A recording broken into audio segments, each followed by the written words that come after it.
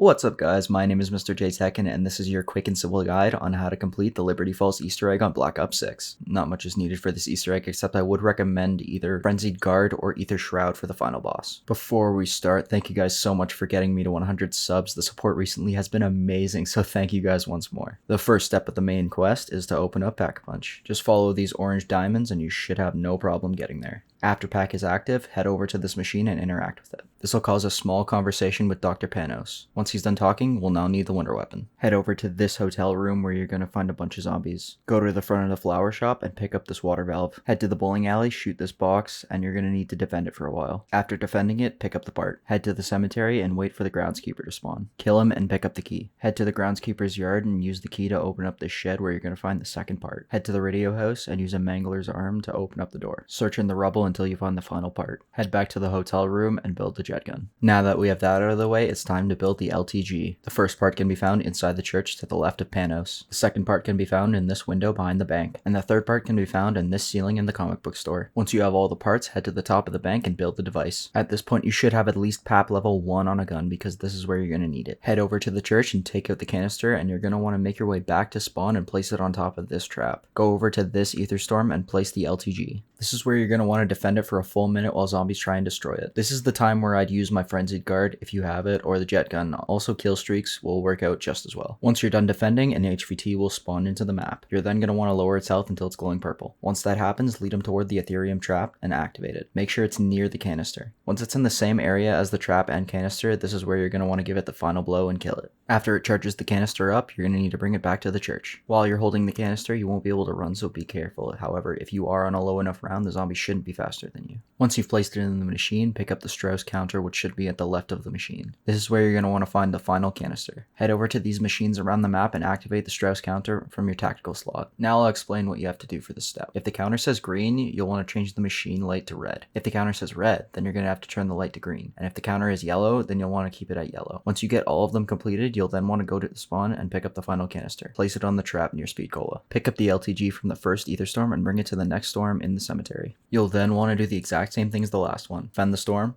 hurt the HVT, activate the trap, kill the HVT near the canister, and bring the canister back to the church. This is going to be the point of no return, so make sure that you have everything you need for the boss. I would highly recommend getting mutant injection though for the final phase, as it's going to be a breeze to get through. Once ready, interact with the machine where it's going to start a lockdown. The first wave will be a couple of zombies and maybe some manglers. For this, I would use the jet gun as much as possible because of the infinite ammo on it, but use whatever you feel comfortable with. The second wave will be a lot similar, except there's going to be an HVT mangler that's going to spawn in. I would keep running him in circles and take as much time as you need with this. For the final wave, an HVT abomination will spawn. At this point, hurt him a little and use your mutant injection if you have it. If not, do the same strategy as the last wave. Once you've killed the abomination, you did it. A cutscene will play, and you've completed the Liberty Falls Easter egg. Thank you guys so much for watching. If you guys did enjoy, make sure to like and subscribe as it really helps the channel out, and I'll see you guys in the next video. Peace.